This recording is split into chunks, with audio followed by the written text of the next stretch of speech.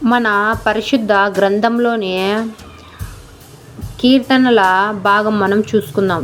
కీర్తనలో 134 కీర్తన చదువుకుందాం. యెహోవా సేవకులారా, యెహోవా మందిరంలో రాత్రి నిలుచుండు వారులారా, మీరందరూ యెహోవాను సన్నుతించుడి. పరిశుద్ధ స్థలము వైపు మీ చేతులెత్తి యెహోవాను సన్నుతించుడు. భూమి ఆకాశములను సృజించిన యెహోవా సియోను నుండి నిన్ను ఆశీర్వదించును గాక. 135 కీర్తన. యెహోవాను స్తుతించుడి, యెహోవా నామమును స్తుతించుడి. యెహోవా సేవకులారా, యెహోవా మందిరములో మన దేవుని మందిరపు ఆవరణంలో నిలుచుండు వారులారా, యెహోవాను స్తుతించుడి. యెహోవా దయాళుడు, యెహోవాను స్తుతించుడి. ఆయన నామమును కీర్తించుడి, అది మనోహరము. యెహోవా తన కొరకు యాకోబును ఏర్పరచుకొనెను, తన స్వకీయ ధనముగా ఇశ్రాయేలును ఏర్పరచుకొనెను. యెహోవా గొప్పవాడనియు మన ప్రభువు సమస్త దేవతల కంటే గొప్పవాడనియు నేను ఎరుగదను. ఆకాశమందును భూమి అందును సముద్రమును మహాసముద్రములన్నిటి యందును ఆయన తనకిష్టమైనదంతయు జరిగించువాడు.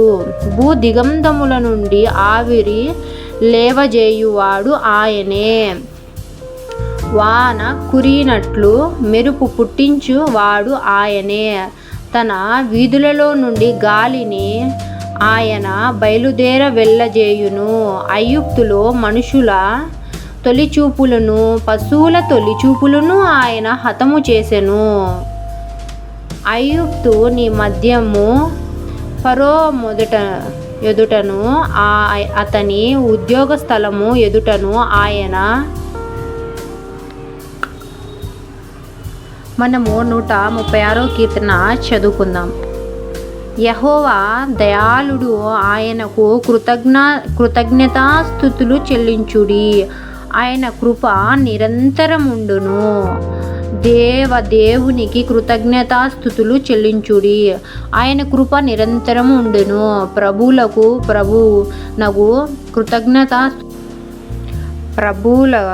ప్రభువునకు కృతజ్ఞతాస్తుతులు చెల్లించుడి, ఆయన కృప నిరంతరముండెను. ఆయన ఒక్కడే మహత్కార్య కార్యములను చేయువాడు, ఆయన కృప నిరంతరము ఉండును.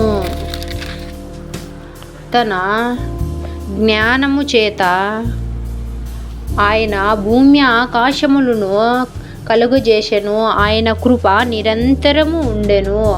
ఆయన భూమిని నీళ్ల మీద పరచిన వాడు, ఆయన కృప నిరంతరము ఉండును. ఆయన గొప్ప జ్యోతులను నిర్మించిన వాడు, ఆయన కృప నిరంతరము ఉండును. పగటి నేలుటను ఆయన సూర్యుని చేసెను, ఆయన కృప నిరంతరము ఉండును. ఆయన రాత్రి నేలుటకు ఆయన చంద్రుని నక్షత్రములను చేసెను, ఆయన కృప నిరంతరము ఉండెను. ఐగుప్తు దేశపు తొలిచూపులను ఆయన హతము చేసెను, ఆయన కృప నిరంతరము ఉండును.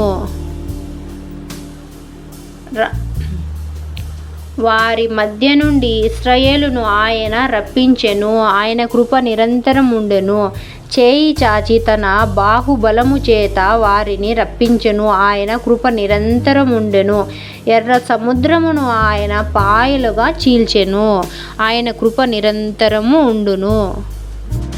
ఆయన ఇశ్రాయేలును దాని నడుమ దాటిపోజేసెను, ఆయన కృప నిరంతరముండెను. ఫరోను అతని సైన్యమును ఎర్ర సముద్రంలో ఆయన ముంచివేసెను, ఆయన కృప నిరంతరముండెను. అరణ్య మార్గమున ఆయన తన ప్రజలను తోడుకొని వచ్చెను, ఆయన కృప నిరంతరము ఉండును. అమోరీయుల రాజైన సీహోనును ఆయన హతము చేసెను, ఆయన కృప నిరంతరముండెను. బాషాను రాజైన ఓగును ఆయన హతము చేసెను, ఆయన కృప నిరంతరము ఉండును. బాషాను రాజైన ఓగును ఆయన హతము చేసెను. ఆయన కృప నిరంతరము ఉండును. ఆయన వారి దేశమును మనకు స్వస్థముగా అప్పగించెను. ఆయన కృప నిరంతరం ఉండెను. మనము దీన దశలో నున్నప్పుడు ఆయన మనల్ని జ్ఞాపకము చేసుకొనెను. ఆయన కృప నిరంతరం ఉండెను. మన శత్రువుల చేతిలో నుండి మనల్ని విడిపించెను. ఆయన కృప నిరంతరము ఉండెను. సమస్త జీవులకును ఆయన ఆహారం ఇచ్చుచున్నాడు. ఆయన కృప నిరంతరం ఉండెను. ఆకాశమందుండు దేవునికి కృతజ్ఞతాస్తుతులు చెల్లించుడి.